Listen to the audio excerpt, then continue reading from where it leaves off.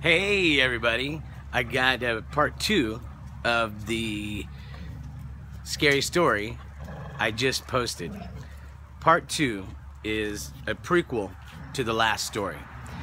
I had a friend named Dave Rave who's no longer with us. He unfortunately passed away several years ago, but he was an amazing artist, and he didn't only do art, like art for art's sake.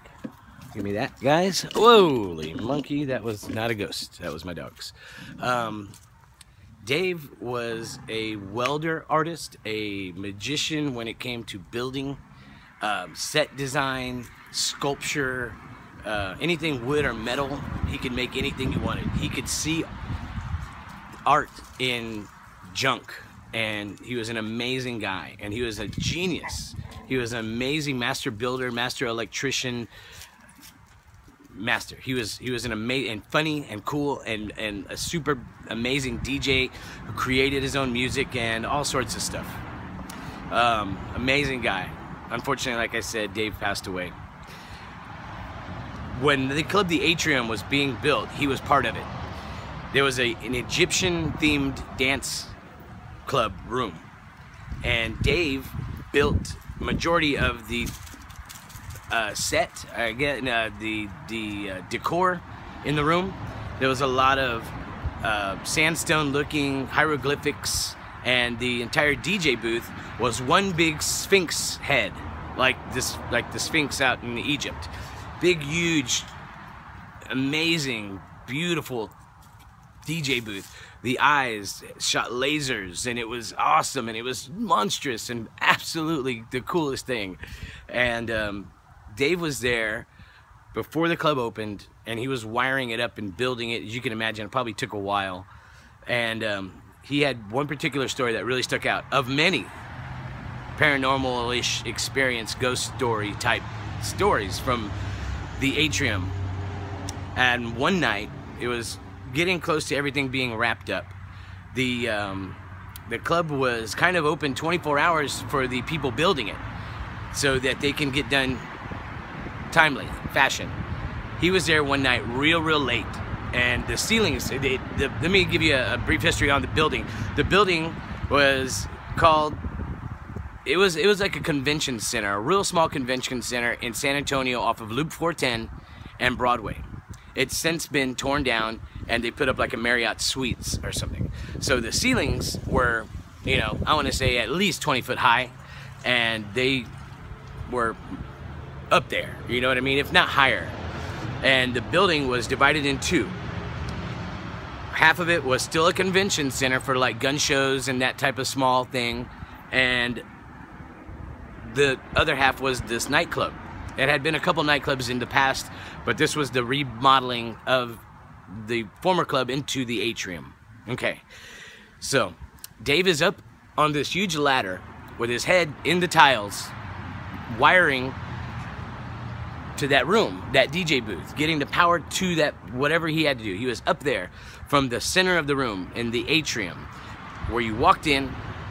There was a huge dance floor that was all redone, so it was beautifully redone. It was wood, pine, and because they had finished that before a lot of other things were complete, they had it covered with this real thick plastic. And anybody who walking over it, carrying supplies, you know, dollies, rolling stuff over it, they wouldn't damage it because of this real thick, hardy plastic. And as you can imagine, that probably makes a weird noise as you walk across it. You can definitely hear the crunchy footsteps walking across it. I remember seeing it. I can verify this story, but I'm telling it, so what does it matter? Anyway, Dave is up in the ceiling one night. He's one of two people that were in the building. There was a guy from the security company who was making sure and doing the smoke alarm system, and him and that guy actually became friends during this project because they were helping each other pull wire and stuff, okay? So it's real late. I want to say early in the morning.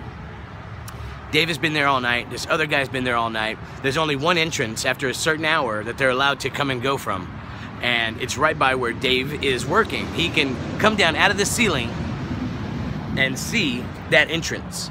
Okay, and both vehicles were parked right there because there was tools and blah, blah, blah in them. So they wanted to have them close. If the alarm went off on their vehicles getting broken into, they wanted to be able to react quickly. So Dave is up there. This guy's doing his thing. Dave's doing his thing. So they're not really communicating. They're kind of, you know, just happen to be in the same building. It's pretty much it for this at this moment. Well, that guy walks by at one point and says, "Hey, man, I'm getting ready to split. You need anything before I go?" And Dave peeks his head down as he's moving the ladder across the room, making his way towards that Egyptian room, across that plastic. And he says, no, I'm good, man. I'm just getting this wire there, and then I'll probably be done for the night. Well, that guy says, all right, I'm out. Takes off. Dave hears the door shut, sees him leave, hears the vehicle drive off, all that. About 10, 15 minutes later, Dave hears those crunchy footsteps walking across that plastic, and he's thinking, this guy forgot something, or I thought he already left, what's going on? And as he's listening to those footsteps come towards him, he pokes his head out, saying, "Hey, what'd you forget?" And nothing is there. And he looks around and he's thinking, did I just hear that? No. Yeah, no, I heard it. What was it? So he comes down off the ladder and he goes to look out. The guy's car's gone. Maybe there's someone else in the building. So he yells out, "Hey, who the fuck's supposed? No one's supposed to be here. Who's here?" He was hard. He was a crazy dude. Nothing. He walks around. Nothing. Nobody's there. No other entrances are even able to open. There's nobody that he can see hiding in anything because there was nobody there. I mean, there was just nobody there. He knew that there was nobody there. Unless there was some kind of squatter or something, which is possible, but he looked around and he wasn't the type to leave his tools out where someone can take them when he left. You know, there was some tools in there that he had to leave, you know, that you couldn't take them with him every single time you left and came back. There was a lot of nights that he didn't even leave. He just stayed there and slept on one of those funky couches and woke up and started getting back to work because he wanted to get done and get paid and go off to Burning Man. You know what I mean? That's the kind of guy this guy was. So he gets back up on the ladder and he's kind of freaking out, and you know, he's just thinking like, wow, man, I need to stop letting my imagination run away with me. And he hears it again. Footsteps coming, aggressive this time, towards him. So he pops down out of the ladder, almost falling from the roof off this ladder, yelling, "Hey, what the f-" because he's freaking out. Nothing. He comes down off the ladder, he looks around, goes to the front again, does the whole thing. Nothing. He's the only one there. So he packs up his gear and he splits. He doesn't come back till the next day when, of course, there was more people there, and he immediately starts telling this story, and the guy who left was there, and he was like, "Man, the same thing happened to me.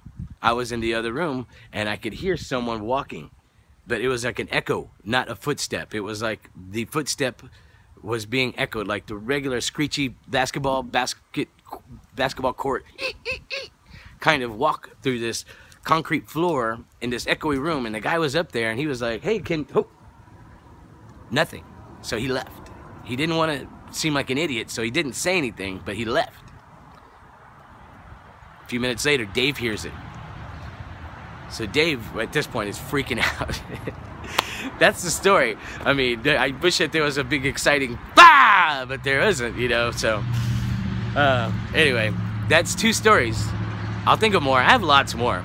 I grew up going back and forth to a little town called Victoria in Texas, where some of my family members had a nightclub / convention center also in Victoria, and there was a park right next to it called Riverside Park. And at night we would mess around in there, goofing off as teenagers and kids, and there was some pretty gruesome stories, scary stuff about all kinds of stuff. La Llorona and La Chusa, all kinds of stuff. Anyway, so more stories to come. Enjoy this. Bye. If you think of something, tell me, and I'll either relay it for you, or I'll put a link to your video. How about that? Okay. Y'all take care. I'm Max Dean. The subscribe I said was here. It's not. It's right there. Okay. Hit that little red subscribe. It's right here somewhere. And you'll be good to go. Okay. Thank you, everybody. Talk to you later. Peace and chicken grease.